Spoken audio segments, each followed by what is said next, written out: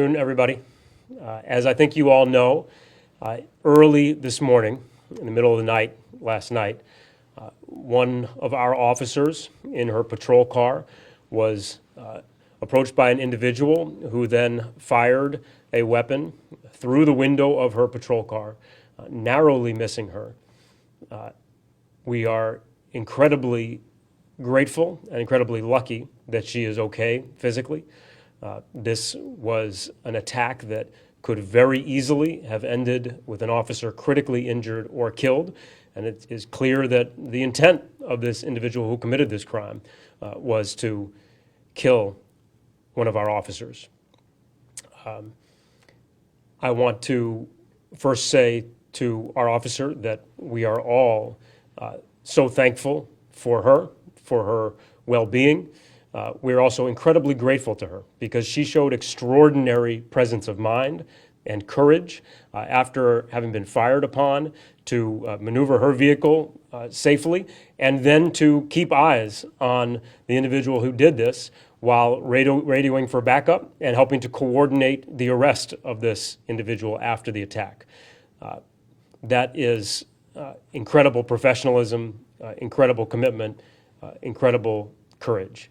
I also want to say thank you to all of the officers who responded so quickly and so effectively to take this individual into custody. It's important to keep in mind they were in the middle of the night attempting to take into custody an individual who had just attempted to kill a police officer and who was armed and dangerous. And they took that individual into custody without incident. That's tremendous work. This is a reminder that our officers put themselves in danger every single day. That when the men and women of the Hartford Police Department put on their uniform, they are putting themselves in a position where their lives may be at risk. We need to all remember that and all be grateful for their service and their willingness to do this work. A few other things I want to share. First of all, the individual who shot at our officer last night was, we have very strong reason to believe, also responsible for the homicide that occurred yesterday on Spring Street. I'll let Chief Thody or others talk in more detail, but it is very clear that it is the same individual. I also want to share that we are not using the officer's name simply out of respect for her privacy. Should she wish to talk publicly about the incident, that is, she has absolutely every right to do it, but we want to make sure that that is her choice, not ours. I also think it's important to acknowledge and confront something about this incident that we need to have a serious conversation about as a state. The individual who attempted to kill one of our police officers last night has an extensive criminal history, many arrests, including, I believe, 3 firearm arrests. At the time this incident occurred, he was on active probation for a firearm offense that occurred, I believe, in 2016. And 11 days ago, our police officers arrested this individual for illegal possession of a firearm. He remained out.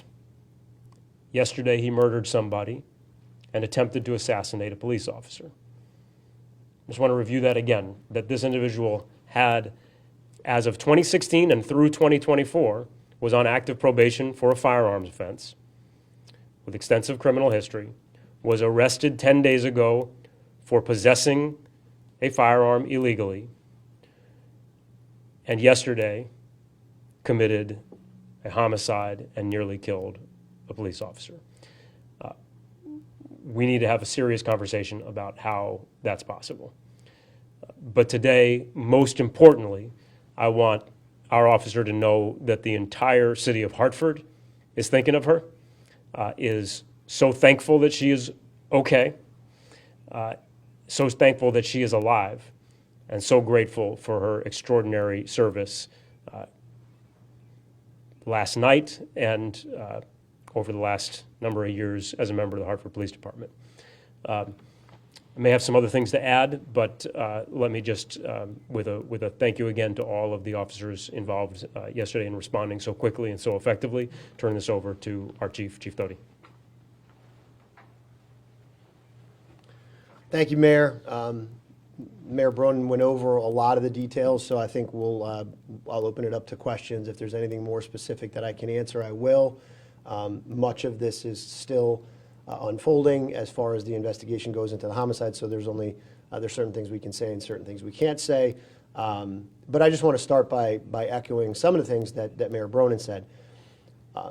For an officer to be sitting in a high visibility patrol capacity out there, being visible in the middle of the night to try to prevent crime, and then this individual walked up to her cruiser, seemed disoriented, seemed potentially intoxicated. She's offering assistance by calling an ambulance and keeping this individual engaged, trying to help this person, and then out of nowhere, this individual launches an attack against her.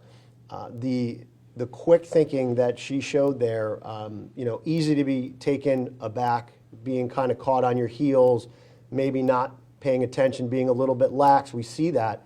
That was not the case here. She acted immediately.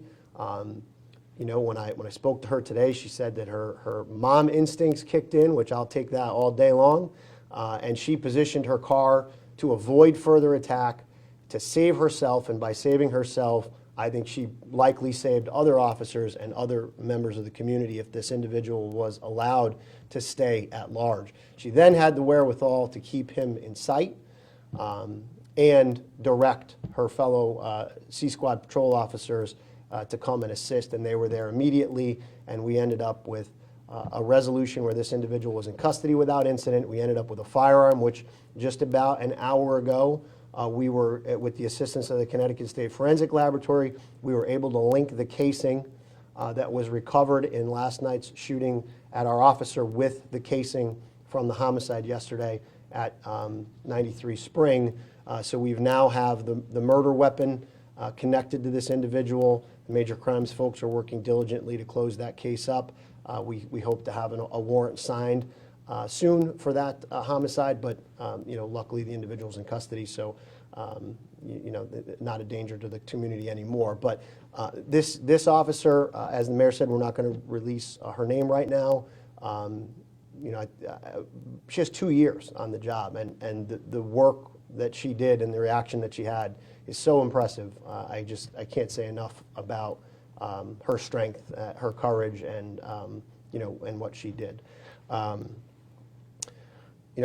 then the entire response by the police department was also incredible. But this is, these officers are we constantly drive home that it's dangerous work sometimes, and the most normal, mundane situation can turn dangerous very quickly, and that's what happened last night.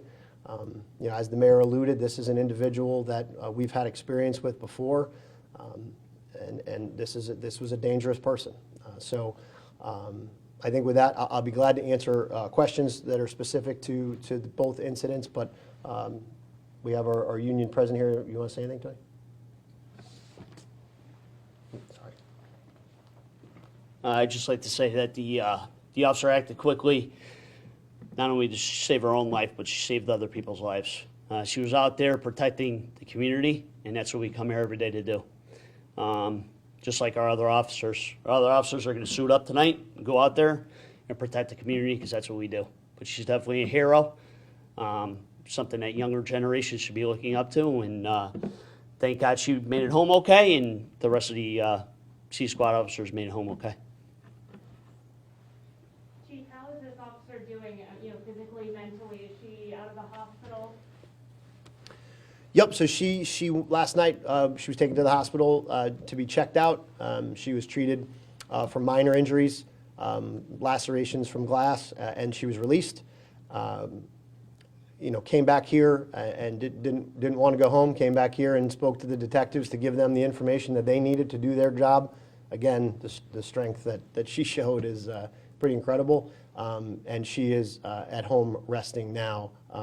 I've been in contact with her today. along with President Rinaldi.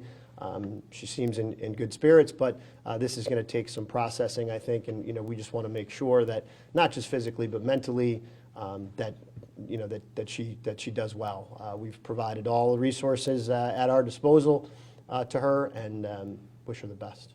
Do you believe it was the suspect's intention going to that patrol car to fire a weapon at an officer? I don't know that I'll ever be able to prove that, but I believe that was his intention. I don't know what other intention you could have by, obviously the officer at this point was engaged in providing assistance. There wasn't a question and answer about, potentially being a suspect. And then to just randomly pull out a gun like that and shoot at her while she's sitting in her car, there's only one intent in my mind, and that's to kill her. How close was the suspect to the car when he fired, do you know? I don't know that for sure, but from what I was told, right at the window. Can you elaborate on the suspect's involvement in the Spring Street homicide? I can't right now. Again, that warrant will be hopefully signed soon. We did develop, the Major Crimes Division did develop information very early on yesterday that implicated this individual as a possible suspect. And then this is kind of, once we had the forensics back on the weapon and everything, that kind of sealed the deal for it. What are you feeling right now? Are you angry, frustrated? I mean, 11 days ago, he violated his probation with a firearm and is back out again. What does that do to morale, and what are you feeling? I think that we've been going down this road now for a while here, looking at how these cases unfold. And I think, as the mayor said, we have to take a look at what we're doing here. These police officers, when you look at the number of guns that our officers have taken off the street to date, predominantly without incident, it's pretty incredible. And for this individual to be involved in I think a total of 13 arrests here in Hartford, 3 of which being gun arrests, being on probation for a gun arrest that dates back to 2016, that's 5 years ago. And then to arrest him again with a significant amount of narcotics and another firearm just 11 days ago, for him to be back out on the street after all that information that the mayor walked through and that I just walked through, and that anybody, I think, with common sense could look at and say, that's just not right. He should not have been out to commit that homicide, and he should not have been out to try to murder our police officer. So I think anger, frustration, I think just a desire for all of us to push change so that doesn't happen again to another police officer, whether it be here in Hartford or anywhere else. There was a homicide of a community member as well, and the damage that could have been done here is pretty incredible. So I do think that we need to take some look at this, and because this is not a unique case when it comes to these gun crimes. Do you know the relationship between the victim in the Spring Street shooting and the suspect? That I do not. Do you believe that the way the laws are now, that it was really only a matter of time for something like this to happen, for someone with this long criminal history to do something violent like this, whether towards a police officer, whether against another citizen? Yeah, I mean, whether it's just the laws or just kind of the process that I think become accustomed to here, it was just a matter of time, clearly. I mean, we've shown a lot of examples of folks that we've arrested. We have a more in-depth look into kind of our violent crime that should be coming out in the next week or two. We had a researcher come in and help us with that. And I think what you're going to see is a common theme. Law enforcement generally, and especially here in the police department with our intelligence, with C4, and with the work that our detective bureau does on a daily basis that the mayor and I are constantly talking about, it's not that we don't know who is driving the crime. It's a matter of holding them accountable so they can't be out there time and time again. It's a very easily identifiable progression towards violence. It's not hard to predict. We're a small city. What we need is accountability that is not some broad brush. We need accountability that is focused on the individuals that we know are going to commit the violent crime. And that information is there. We just need to use it better. Are you going to be having extra patrols or partnering officers out just in case, maybe, for how people may be feeling, officers may be feeling, or someone else feels emboldened, anything like that? Yeah, I won't go into too much details on kind of our strategies, but I can tell you that, today, I put out an email to the department asking for some folks to come in tonight, once the sun sets and once it gets, it's dark, to offer some extra patrols, some 2 individual cars, both north and south. I believe that this is an isolated incident with a particularly violent individual, but I'm not willing to take that chance. So we will definitely have bolstered patrols up, and we've got volunteers to fill that shift in very short order with the assistance of the union president. I imagine the department officers must be pretty shaken by all of this. How do you address that with them? Morale. Yeah, I mean, I think that, as President Rinaldi said, these officers suit up under difficult circumstances and conditions on a daily basis. I think it's unfortunate that I think a lot of them are numb to it. But, we're there for them. We came in here last night as an administration and just, try to let them know that we're supporting them, whether it be equipment, whether it be efforts to make their jobs safer through technology or changes in laws. That's what we are supposed to do as administrators. That's what the mayor has pledged to do with us as a police department from the time that he started here. And, we work with the unions to try to make sure that this is a safe place for officers to work. But at the end of the day, this is a dangerous job. We see it across the entire country. But, if there's anything that we can do, we do it. But the officers, they were certainly, shaken last night, but their professionalism was above reproach in how they handled this situation, how they, supported their officer after this situation. And I guarantee you how they suit up and go to work today. It'll be the same way. But we have employee assistance.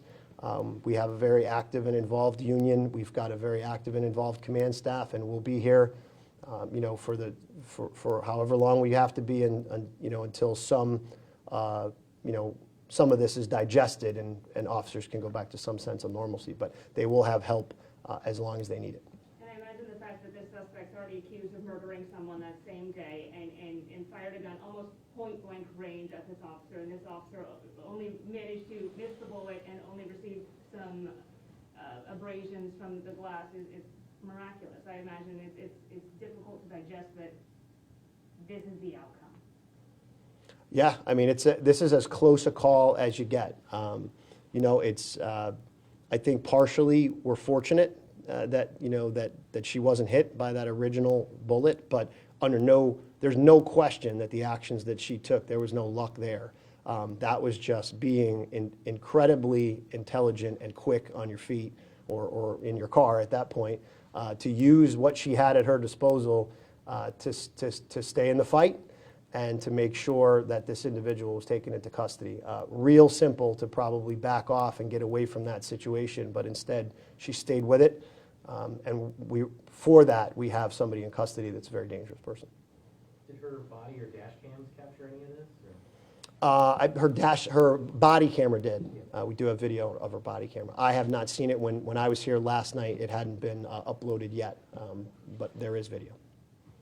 Will you be releasing that footage? Yeah, I would say in time, certainly. Did he talk or confess? I don't know if you can even say anything, but did he confess or talk afterwards, or was that? It is my understanding that no, he did not. He hasn't talked to them. Did this officer respond to this Green Street incident? I don't know the answer to that, but she works midnight shift, and the Spring Street incident happened in the afternoon. I would, unless she was working an overtime detail, I don't believe so. And you said she's been with HPD for 2 years? 2 years. She's been employed with the city for 2 years. She's been a police officer about a year and a half. She went to the academy in 2019, September of 2019, so just over 2 years. All right, thank you.